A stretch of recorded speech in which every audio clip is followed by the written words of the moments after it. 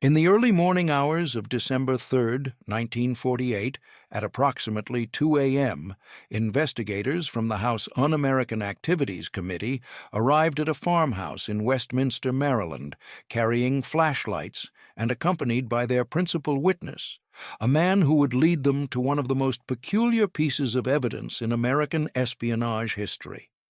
The farm belonged to Whittaker Chambers, a 47-year-old senior editor at Time magazine who had spent the previous 4 months testifying before Congress about his years as a courier for Soviet intelligence.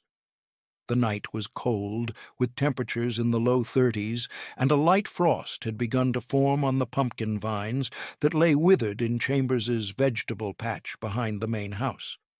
Chambers led the investigators, Robert Stripling, the committee's chief investigator, William Wheeler, a committee staff member, and Donald Appel, an investigator sent by Congressman Richard Nixon through his property to a section of the garden where several large pumpkins remained unharvested.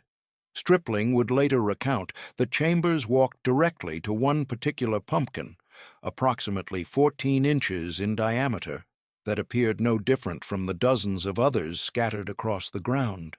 He lifted it carefully, and the investigators immediately noticed it felt lighter than it should have.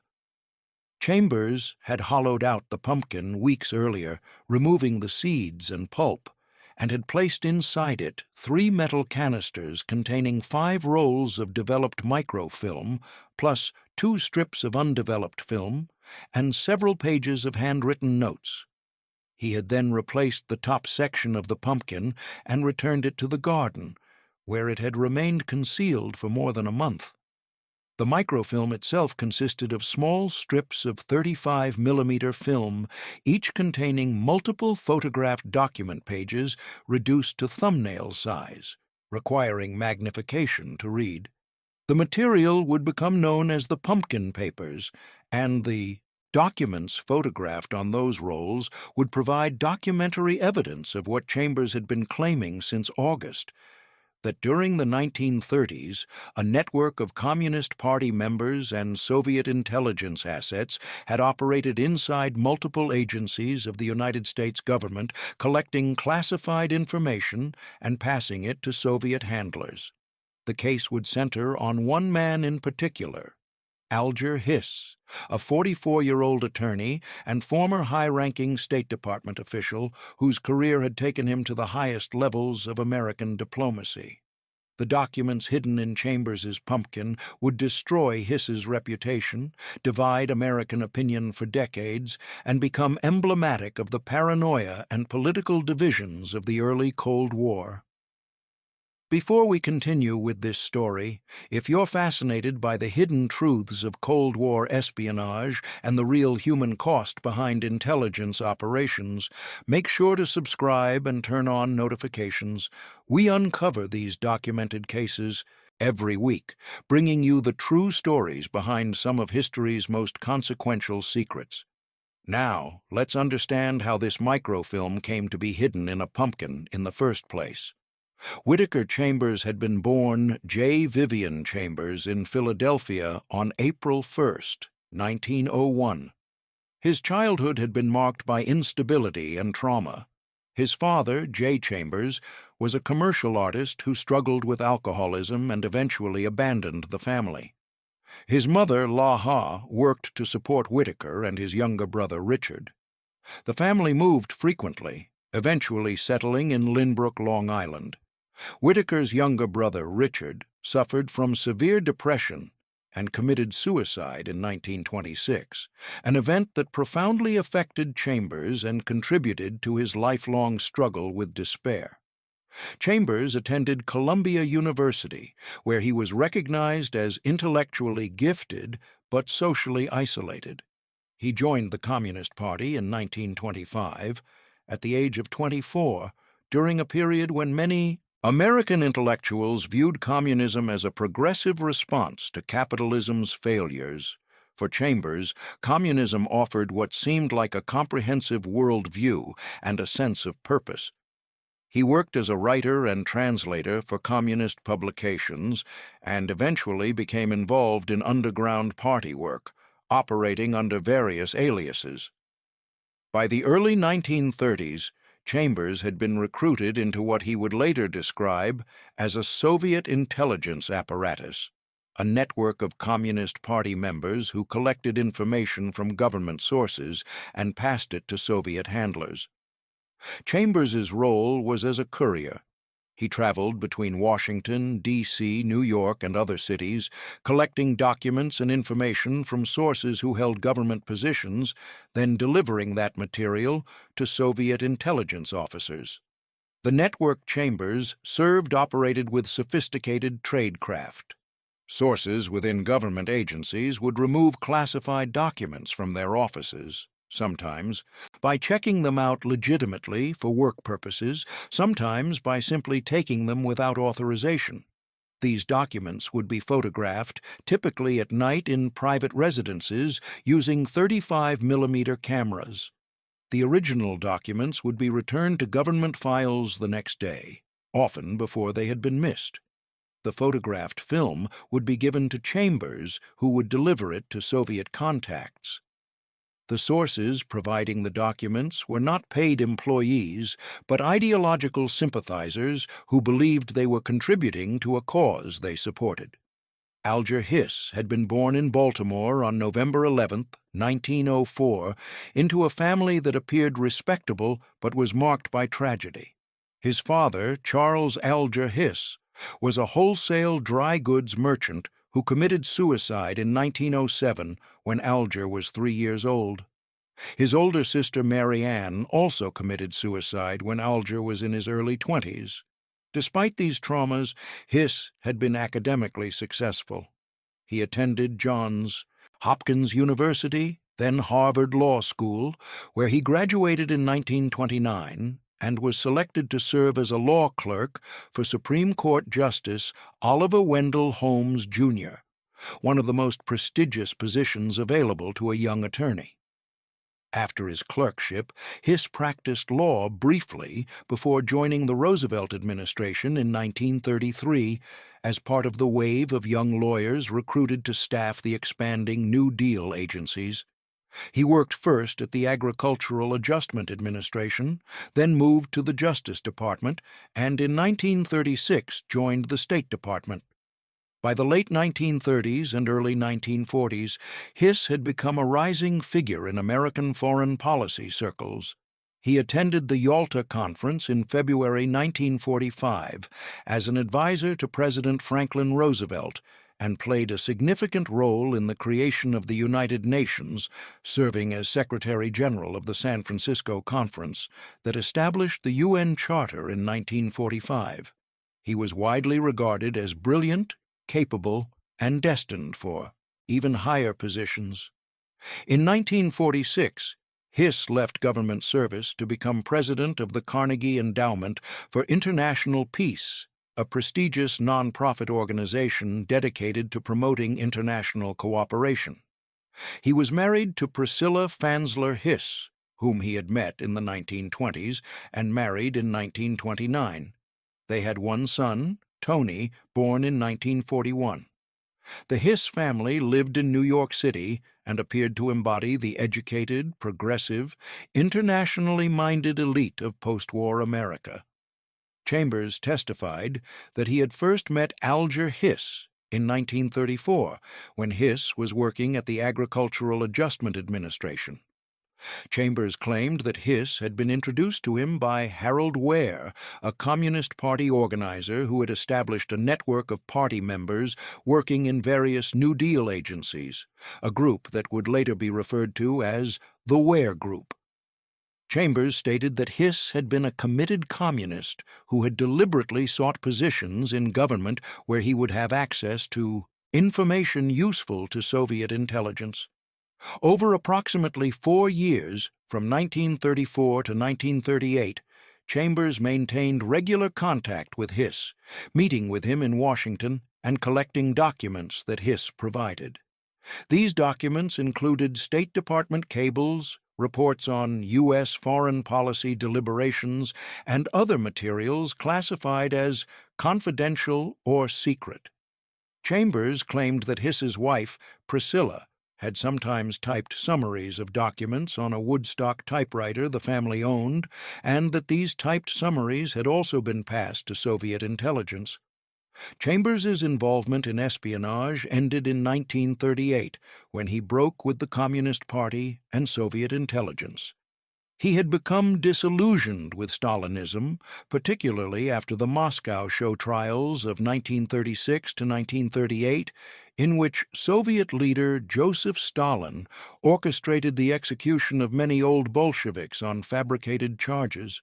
Chambers had also become increasingly fearful that he himself might be targeted for elimination by Soviet intelligence, which had shown itself willing to murder defectors and perceived traitors. When Chambers left the underground in 1938, he took with him insurance, documents and microfilm that he could use to prove his claims if necessary and to protect himself from Soviet retaliation. He gave some materials to his wife's nephew, Nathan Levine, in Brooklyn, storing them in a dumbwaiter shaft. Others he would later conceal on his Maryland farm after he purchased the property in the 1940s. For nearly a decade after his break with Soviet intelligence, Chambers remained silent about his past. He found work as a writer and editor, eventually joining Time magazine in 1939. He rebuilt his life, converting to Quakerism and attempting to put his years in the underground behind him. But in September 1939, shortly after the Hitler-Stalin Pact shocked many Western observers, Chambers went to Assistant Secretary of State Adolf Berle and provided information about communist infiltration of the government, including naming Alger Hiss. Berle took notes, but no action was taken. The information was filed away and apparently ignored, possibly because the Soviet Union became an American ally after Hitler invaded the USSR in 1941, making allegations about Soviet espionage politically inconvenient. Chambers's allegations about Hiss remained dormant until 1948, when the political climate in the United States had shifted dramatically. The wartime alliance with the Soviet Union had collapsed into Cold War confrontation. The Soviets had consolidated control over Eastern Europe, installed communist governments across the region, and blockaded West Berlin. In the United States, concerns about communist infiltration of government and society had intensified. On August 3, 1948, Whittaker Chambers appeared before the House Un-American Activities Committee in executive session, a closed hearing not open to the public. He testified that he had been a member of the Communist Party and part of a Soviet intelligence network during the 1930s. He named multiple individuals whom he claimed had been part of this network while working in government positions. Among those he named was Alger Hiss. Chambers's testimony was explosive, but it was uncorroborated. He had presented no documents, no evidence beyond his word.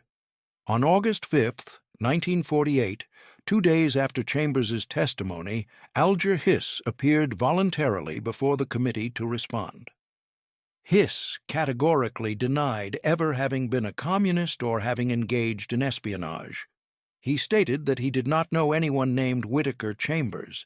He challenged the committee to allow him to confront his accuser. The confrontation was arranged. On August 17, 1948, Chambers and Hiss were brought face-to-face in a hearing room at the Commodore Hotel in New York City. Hiss examined Chambers carefully and stated that while he did not recognize him as Whittaker Chambers, he might have known him as George Crosley, a freelance writer he claimed to have met briefly in the mid-1930s. However, Hiss continued to deny that Chambers, under any name, had been a communist contact or that he himself had ever been involved in espionage. The case became a public sensation. Chambers and Hiss represented contrasting figures. Chambers appeared rumpled, heavy, and tormented, a self-described former communist who had rejected his past and now warned against the threat he believed Soviet infiltration posed. Hiss appeared polished, articulate, and dignified, an accomplished diplomat defending his reputation against what he characterized as false and malicious accusations.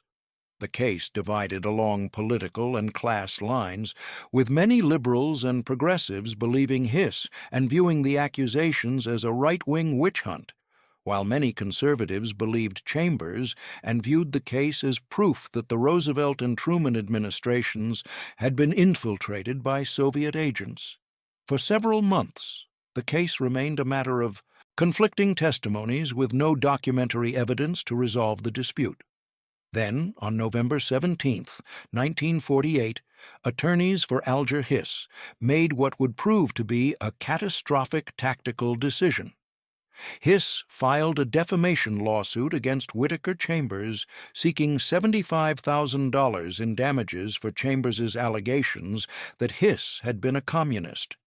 By filing this lawsuit, Hiss forced the matter into the civil court system, where Chambers would need to provide evidence to defend himself against the defamation charge. Chambers responded by producing documents. During a pretrial deposition in Baltimore on November 17, 1948, Chambers presented attorneys with 65 pages of typewritten documents and 4 notes in Alger Hiss's handwriting. Chambers stated that these documents had been provided to him by Hiss in 1938 and that he had kept them as insurance. The typewritten documents were copies of State Department cables and reports dated from January to April 1938. The documents in Hiss's handwriting were summaries of State Department materials from the same period. The documents stunned Hiss's attorneys. If genuine, they corroborated Chambers's claims that Hiss had provided him with classified government information. The documents were turned over to the Justice Department for investigation.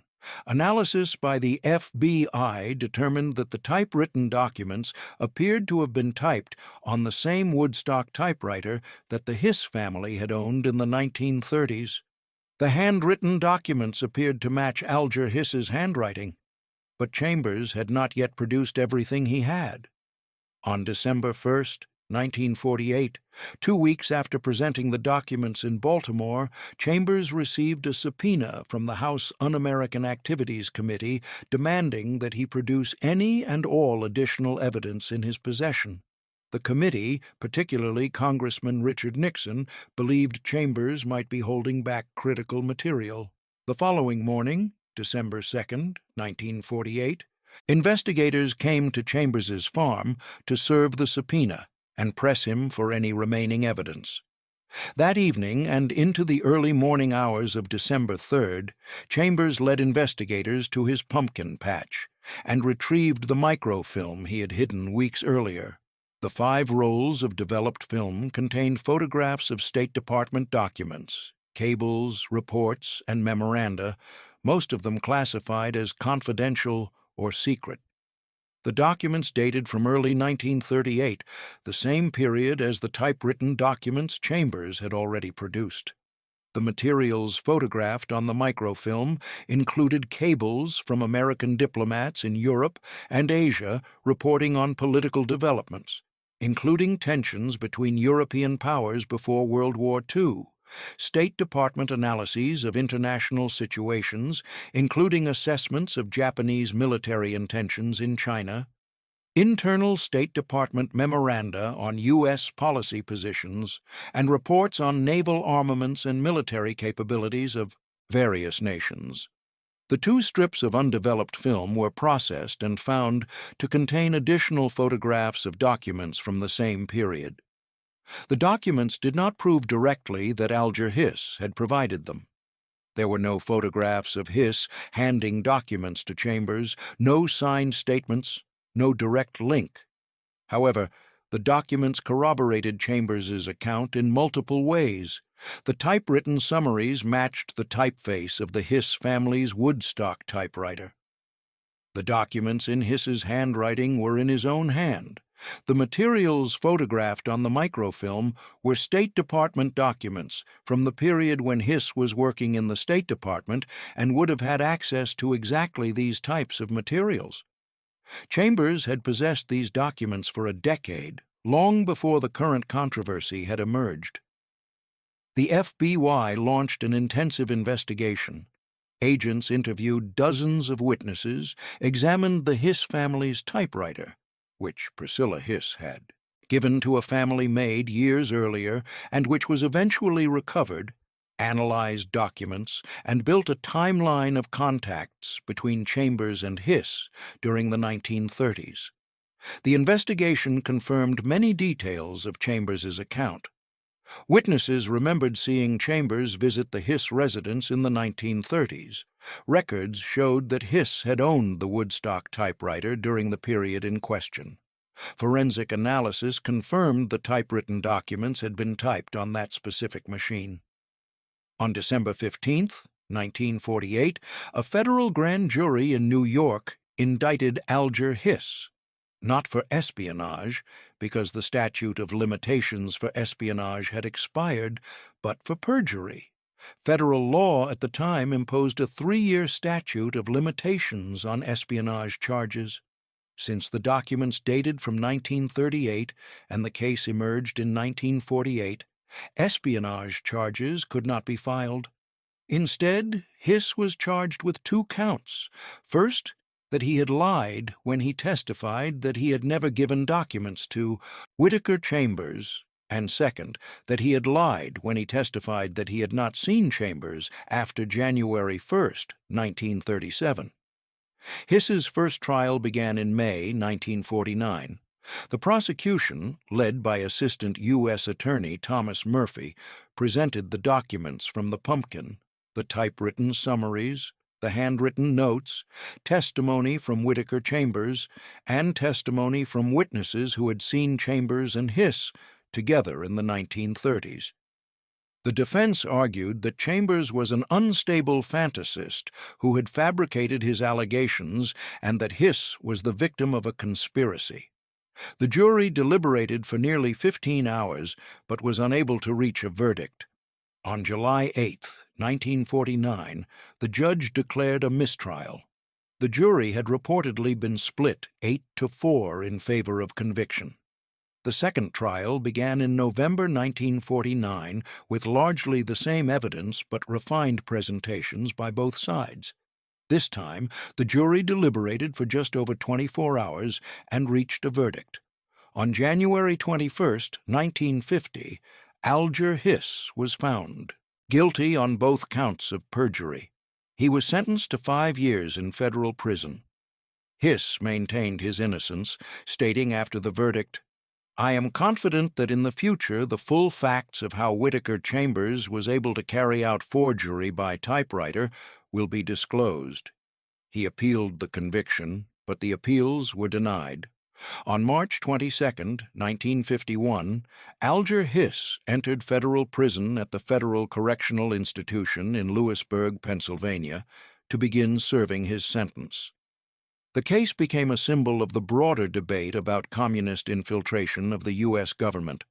It also launched the political career of Richard Nixon, who used his role in questioning both Chambers and Hiss to build a reputation as a fierce anti-communist, which would help propel him to the Senate in 1950, to the vice presidency in 1952, and eventually to the presidency in 1968. For Whittaker Chambers, the case was both vindication and torment. His allegations had been proven true in court, but he remained a controversial figure viewed by many as an informer and betrayer. The strain of the case took a severe psychological toll. Chambers resigned from Time magazine in December 1948, shortly after producing the Pumpkin Papers, and retired to his Maryland farm.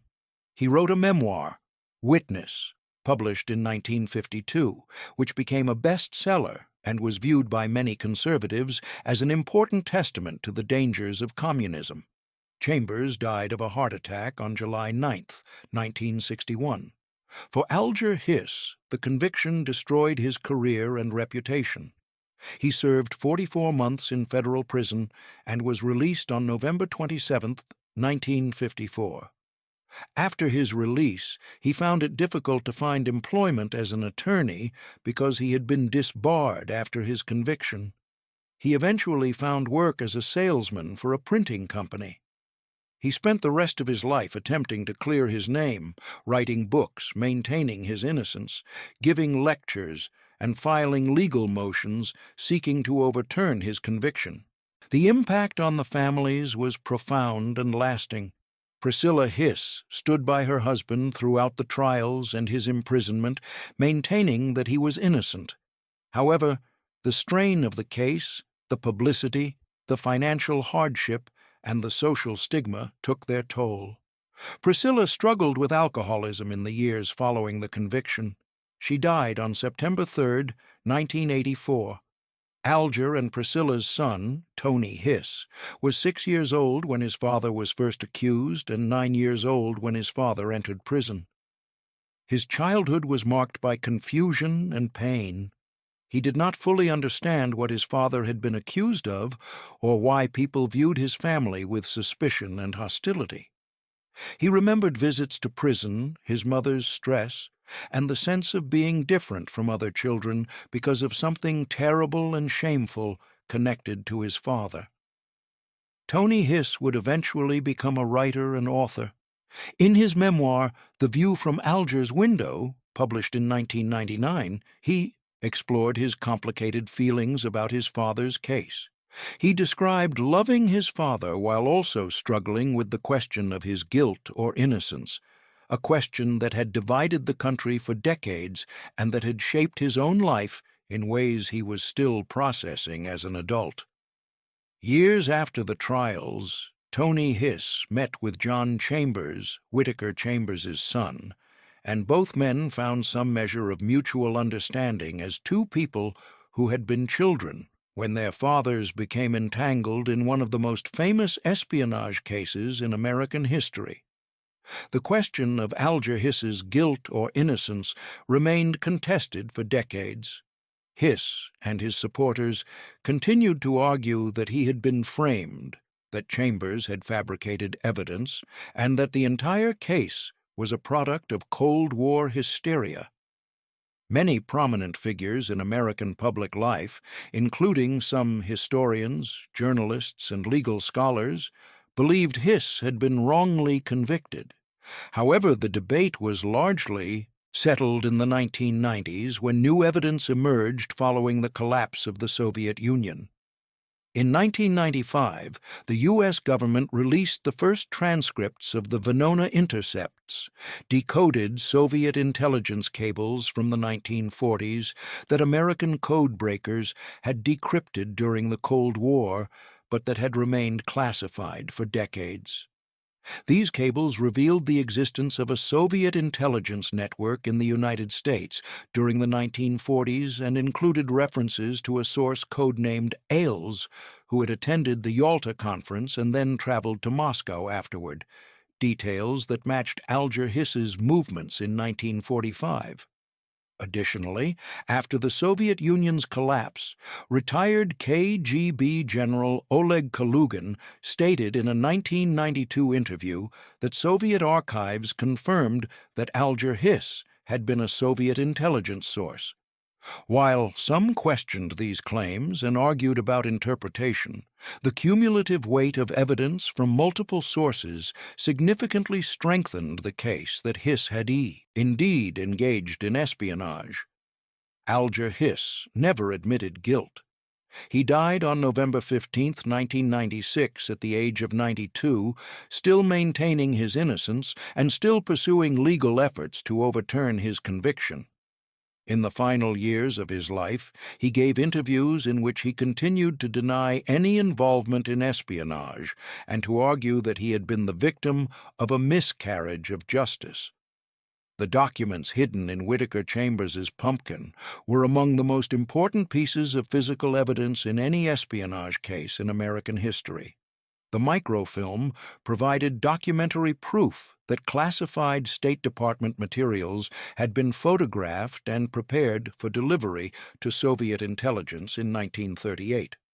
After the microfilm was retrieved in December 1948, the pumpkin was left in Chambers's garden, where it eventually rotted. The documents photographed on the microfilm were returned to the National Archives after the trials concluded and can still be examined by researchers today. The Woodstock typewriter that had belonged to the Hiss family was eventually donated to the Smithsonian Institution, where it remains as a piece of Cold War history. Whittaker Chambers's farm in Westminster, Maryland, where the pumpkin had been hidden, remained in his family for many years. Chambers had purchased the property in 1937 as a place of refuge, a working farm where he could raise his children and live a quiet life far from the underground world he was leaving behind. After his death in 1961, his wife Esther continued to live there until her death in 1986. The farm was eventually sold, and portions of it have been developed. A historical marker now stands near the property, noting its significance in the Hiss case. The Hiss case raised difficult questions about loyalty, ideology, and judgment that extend beyond simple narratives of heroes and villains. If the evidence is accepted as genuine, and most historians now believe it is, then Alger Hiss deliberately sought government positions that would give him access to classified information, provided that information to Soviet intelligence for ideological reasons, continued to do so over a period of years, and then lied about it under oath when confronted with allegations. The documents suggest that Hiss was not paid for espionage but was motivated by ideology. He believed in the communist cause and believed that providing information to the Soviet Union served what he viewed as a higher purpose. This makes the moral evaluation of his actions complex. Hiss had access to information classified as secret because he held a position of trust in the U.S. government. He violated that trust, not because he was coerced, but because he decided that his ideological commitments superseded his legal and ethical obligations to his country. When confronted with allegations, he denied everything, forced Chambers to produce evidence Chambers had hoped to keep hidden, went to trial twice, and spent 46 years insisting he had been framed. From Hiss's perspective, perhaps he genuinely came to believe his own denials, employing the same psychological mechanisms of self-justification that had allowed him to rationalize espionage in the 1930s. But this self-justification came at a cost to others. Whittaker Chambers was subjected to intense public scrutiny and character assassination, called a liar and a fantasist, his credibility attacked, his motives questioned. The stress contributed to his declining health and relatively early death at 60. The families bore the heaviest burden. Priscilla Hiss maintained her husband's innocence but struggled with the experience, facing alcoholism and social isolation. Tony Hiss grew up as the son of a convicted perjurer and alleged spy, facing questions and stigma that shaped his childhood and sense of identity. John Chambers similarly inherited his father's controversial legacy, growing up as the son of a man viewed by some as a hero and by others as a betrayer. The case also contributed to the climate of suspicion and fear that characterized the early Cold War, providing ammunition for those who believed that aggressive investigations were necessary to root out subversion. This climate led to genuine injustices as the House Un-American Activities Committee and Senator Joseph McCarthy's investigations ruined the careers and lives of many people who were not spies, but who had been members of the Communist Party in the 1930s, or who held progressive political views. The fact that Alger Hiss had indeed been engaged in espionage made it harder to defend others who were being accused, even when those accusations were false or exaggerated. The question of whether Chambers was right to inform on his former associates contains no simple answer. From one perspective, he was doing his duty as a citizen who had come to believe that Soviet communism was a totalitarian threat, providing information about espionage activities that had compromised U.S. national security and telling the truth about what he had witnessed. From another perspective, he was betraying people who had trusted him, destroying lives based on actions taken more than a decade earlier, and contributing to political persecution. Both perspectives contain truth. Chambers provided accurate information about real espionage activities. Hiss did lie under oath. But the political context in which this information was used and the broader consequences for American society complicate any simple moral evaluation. The peculiar method of concealment inside a hollowed pumpkin gave the case its memorable name and captured public imagination. The pumpkin papers became a phrase that entered American political vocabulary, symbolizing both the reality of Soviet espionage and the sometimes bizarre nature of the methods used to investigate and prove it. Alger Hiss was 44 years old when the microfilm was retrieved from a pumpkin on Whittaker Chambers' Maryland farm. He was 46 when he was convicted in January 1950. He was 50 when he was released from prison in 1954. He was 92 when he died in 1996, having spent more than 4 decades insisting on his innocence, seeking vindication that never came, and living with the consequences of choices he made in the 1930s. Whittaker Chambers was 47 when he led investigators to the pumpkin in December 1948. He was 60 when he died in 1961, having spent the last decade of his life as a controversial figure, praised by some, condemned by others, never at peace with the role he had played. The pumpkin rotted and was gone within weeks. The microfilm remained, in archives, in trial transcripts, in FBI files, and in historical memory. What remains most clearly is the recognition that espionage is not an abstraction, but about people making choices. Choices to betray, choices to inform, choices to lie, choices to seek truth. Those choices ripple outward, affecting families and children and political systems, and how societies understand loyalty and trust and the obligations citizens owe to their countries and to each other. Both men paid prices for their choices, but neither paid as much as the children, Tony Hiss and John Chambers, who inherited their father's legacies and spent their own lives trying to make sense of actions they had no part in.